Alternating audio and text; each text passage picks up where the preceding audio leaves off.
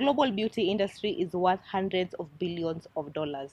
And in Kenya, young people are shaping the beauty industry by bringing in global products to the Kenyan market. And my guest is the founder of Keiko World, and she does this through her brand. Thank you so much, Tiffany, for joining me on the show. Yes, thank you for having me. How are you doing? I am well. How are you? I'm also amazing. Good. Yes, can you tell us a little bit about yourself? So, I was born in Kenya. I was born in Mombasa. So, my mom is Kenyan, full blood Kenyan. She's a Luo. And then my dad is a Japanese. So, I was born in Kenya. And when I was a baby, my family decided to take me to America. So most of my family's in the US, but my mom, my cousins, uncles, everyone's here in Kenya. So that is how the story came about. Mm-hmm. So how then did you decide to relocate from the US, land of gold and milk and honey as we hear it, and coming back to Kenya? Do they say it's the land of milk and They honey? do say that. Anyways, but transitioning was hard because I would come back and forth for a long time. So I would come here for a couple months, then I would go back there for like a year. And there was just a time recently, there was like something that came to me in the last year. It was around December of last year. Mhm. And I just kind of made it up in my mind that it was just time for me to leave. I gave up my apartment where I was living. My car is at my friend's house as we speak. And I just left my stuff. I had my business going here. I had people working the business. And but I was still over there in the States. And so I had just told myself like it's time for me. Something in my heart was like it's time for me to just let it go and come over here And start afresh. and start afresh. How then did you find it moving from the US and now setting base in Kenya, even if you had your business already in Kenya set up? You know, transitioning from America to Kenya, there's a lot of differences, like living wise, the weather, the people, obviously money, the currency is different. But coming here, there were a lot of things that I had forgotten about because I was gone for a long time. So coming back, there's like certain things that's like, oh, okay, I remember it rains a lot. And when it rains, it floods. And then coming here, the weather is really different. So I've had a lot of like my skin breaking out, and the food is different. You know, there's certain foods that I miss being in America that you just can't get here because it's Africa. So little things like that. Talk to us a little bit about Keiko World. So Keiko World, I'm not going to say because I do most of the work myself right now, but I import American products. So American cosmetics from Fenty, MAC, Sephora, Black Opal, Maybelline. We import wigs. We import Victoria's Secret, EOS. We have a lot of variety of different cosmetics that we carry, but most of our products come from the United States, and I ship them here. Yeah. Then how are you finding having to ship your products from the US and not source in Kenya? Is it that we don't have quality products in the market? You know, there are products here that are quality, but I think for me, the products that I have seen, like you guys have Fenty here, you guys have MAC here, you guys have Sephora, you know. Now, the problem is, and I'm Kenyan, so I love my Kenyans, but it's like here I noticed that for really, really good name brand products, it's extremely expensive. So coming from America, I remember there was a time that I was here and I wanted to get some foundation. So I have really, really sensitive skin, so I can't just use any product. So I went to look for Fenty, and I saw Fenty was like 11K. And I'm like, there's no way. I thought it was a joke. I was like, that's not realistic, because in the States, it's like less than a third of that. So that kind of was the inspiration for it. I do believe that Kenya has quality products because there's things here that I would never be able to find in America. You see? Yeah. So what then is different with your brand compared to what we already have in the market? I think our price points for what the same products that are sold here, we sell the same thing but at a more affordable price, and people know that they're authentic. If you go on our Instagram page, you'll see me shopping in America at the malls getting these products. There was a time where I had made like a TikTok and I was showing people the process of when I go into the stores, picking out the colors, shipping the items here. It's a process, but it's very fulfilling. But yeah, I would say that's the difference in what's already out there. You talk so passionately about the beauty space and the beauty industry. I do love that. So do you have like a beauty background where you did anything related to beauty and now you're in the business aspect? I did. You know, in America, I was a cosmetologist. Ooh. Yeah, so I went to school for beauty. The beauty industry, there's a feeling that you get when a woman walks out of the chair and you've done her lashes and you've done her hair and you've done her makeup. It's a whole different vibe. And it's like, I have a thing where I'm able to look at someone and say, okay, this style would look cute on her, or she would look good in this color lip gloss. Like, so that's my thing. And I think when you can make money from that, it's like a blessing. Yeah. And also, are you seeing anything different from how Kenyan women are viewing or seeing beauty compared to how people see it in the US? The things we are leaning more towards in terms of beauty products? Absolutely. The market here is totally different than in America. Like, I noticed that, like, especially with wigs here, the style of wigs is totally different than in America. And I was like, when I came here, I was like, wait, I don't know how I feel about certain styles, but it's popular here. And it's like, if you're in business and that's what you give people what they want. Yeah, you give people what they want. Oh, interesting. So you've also mentioned about wigs. Yes. So with your wig products, are they natural human hair? Are they synthetic? Do you offer both? Because in Kenya right now, it's really difficult to find these products in the market. You really have to source and source and source for days, even months, without even finding a shop that you can get access to this product. All of our hair, and actually, all of our hair is human hair, pure human. If I wouldn't wear it, I won't sell it. That's my thing. I have had talks with some of the people that work in the shop, and they were advising to do like synthetic hair. And I don't know how I feel about that. I'm not against it because I know that's what some people can afford, but the brand has really stood on having quality. Like, people know us for having authentic products and having human hair and things like that. So we don't sell it, but I'm not opposed to it either. Yeah. Okay, the beauty industry is a very expensive industry, and I'm just curious. How then did you set your foot in it with the funding, with all these other things that you have to pour into your business for it to stand on its two own feet? So we have 2 locations. The first location, that was the first one out of all of them, was here in Kisumu.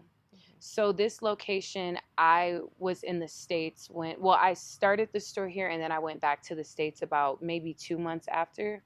So the first store, I got the money on my own. It came from my personal money. And once I saw that store was doing well, I got funding in the States, and I used that funding to open up the Nairobi branch. Yeah, so it was a little bit difficult because when you're doing a business in a different country, you have to consider price points, like money in America and then money in Kenya. It's a whole different conversion rate. So if I buy something in America and you sell it in Kenya, your price points are going to be different. You see what I'm saying? So it's a lot of like I remember one time I was on my floor in my living room in the States for like 4 hours going over numbers. It was so much. But to answer your question, so the first business was personal, and then the second business I was able to get funding for when they seen that the first business was doing well. Also, you've touched a bit on the money aspects, trying to ensure all your numbers are matching, the T's are crossed, the I's are dotted. So when you are charging for your products, Mhm. how then do you ensure you're getting your profits, because you have to charge for the flight, all Yeah, these other things that you're yeah, you're incurring cost wise when you're yes. bringing in products and still have money on top of that. How do you do this? Because it So could be difficult. when we first started, like we had a team that we were working with. So this store was specifically made for the Kenyan market. So there was a girl that was working for us, and I would sit with her and we would go over products that sell here. So the products that were affordable and reasonable in the States, those are the products that we would buy, and we would look at the price points, which one is going to make the most profit, which one makes sense. And then the good thing about America, I don't know if they do it here. I know that they do funding for businesses in Kenya, but I know in the US, when you're getting funding, they allot you a certain amount of finances for your business, and you express to them, this is where the money's going, this is what I'm using it for. And they give you, it's like every month you pay back what you've used. So it's on you to ensure that your business is doing what it needs to do so you can pay that money back. But for our price points, because it was very calculated for that reason, we do well to be able to do that. And still Yeah. provide affordable products to Kenyans. Yes. There's some products we have, like there's certain lotions in America that, and this is also what surprised me. I think you asked me that question earlier about the differences of moving from America to Kenya. In America, there's certain products that you buy here that are expensive. Like, well, to me, because I'm kind of cheap, so there's some products that are like 3,000, 4,000 for lotion, and that same product in America is probably like, if you convert it, 1,000 shillings, because the popularity of that particular brand there is not popular in America, but when you come to Kenya, it's like a hot item. Yeah. Do you see this as a problem in the beauty industry, because now there's no regulation? Mm, You find one specific product, one Fenty product, you find it in South Africa, it's a different price point. In Kenya, mm-hmm. they're shooting the prices so high because they know there's no way you're going to Fenty to buy this product. You have to buy it at my shop. Do you see this Yeah. as a problem? I do. I do. I do see that as a problem. Me personally, if I had a brand, but when you go to different countries, your currencies are different. In different countries, it's like the value of certain items is different. Like here, when I saw a front lace wig, I think it was like 30 inches. The price for it was like 500K. And that same wig in America is less than 100K, but it's because it's so common there and everybody can get it. It's like a everyday thing walking down the street, versus when you come here, it's super expensive. So I do feel that it's a problem, but I think it has a lot to do with regions and where people live and what's hot and what's not. And as a business owner, that's my job to study that and to see, okay, this sells here, this over here doesn't sell, it's not as popular there, and just really to do my numbers and to see what makes sense from a business standpoint. Mm. So, what kind of challenges have you faced with running Keiko World? Ah, girl, oh my gosh. I literally, from beginning to end, there's probably a problem like 3 times out the week I have an issue. Probably 3 or 4 times out the week.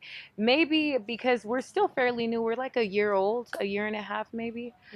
But it's business. You're going to have people that work, then they quit. You're going to have people, like we had one girl that came to work and she was drunk, just drunk. Um, you're going to have clients that they pick up something, they don't like it, then they want to bring it back, you know? So, and then being that this is a international business because it's in a different country, there's a lot of issues that you face, customs, and then you come here, and sometimes the exchange rate is a little bit different. So what you thought you're going to get the profit of, it's a little bit lower than that. So there's always problems. No business is just squeaky clean, like you're never going to have issues. There's always something. Okay, you've mentioned that you do have two locations. How then are you managing these two locations as one person, as the overall boss? You just manage. You just manage. Uh-huh. Obviously, like we have employees. You have to find people that are trustworthy, and you have to find people that like to work. And I've noticed that a lot of times people don't really like to work. They just want to come to work and get paid. So they have to be passionate about whatever it is we offer. But yeah, you just manage. Yeah. What lessons have you learned while running Keiko World? Well, that's a good question. Do not ever employ friends or family. I heard that in America, then somebody told me that when I came to Kenya. I said, if two countries, well, if they're telling me this in Africa and they said it in America, that's a revolving like thing. That's just like a important fact. Never employ friends or family because your friends will do crazy stuff. They won't treat you like the boss. Then your family, they'll come work, but they want stuff for free, so never employ your friends and family. Where do you see Keiko World in 5 years? So my goal for it, we have a store in America. It's called Ulta. It's a really, really big cosmetic store. It's huge. They probably have like three in the city where I live. It's that big. It's a very big, big shop, and they sell just unlimited beauty, perfumes. They have like a salon in there. But ultimately, I want to do something like that and be able to bring more products here that are affordable and fair to people's pockets. Yeah. That's really nice. Can you talk to a young person who maybe wants to venture into the beauty industry? Just give them a message to them out there, our viewers watching at home. So my message for my young people at home that want to, what was it, start a business or in the beauty industry? Yes. In the beauty, that want to get into the beauty industry, go for it. There is so much money to be made in the beauty business, and it's also super fulfilling. I would definitely say go for it. Where can people find you on social media platforms? So you guys can find us on social media on Instagram at Keiko World _key. And then my personal Instagram is Kenyanese, so it's KENYANNESE. And then you guys can also find us on TikTok at Keiko World Key. Good advice from Tiffany Keiko, the founder of Keiko World. If there's something you want to do out there, just go for it. Just go for it. There's money to be made in different spaces if you choose the beauty industry or whatever industry you're choosing to go.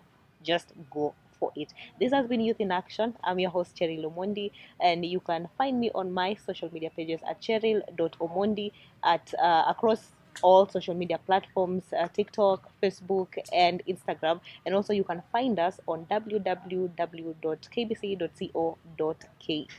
Until next time, bye.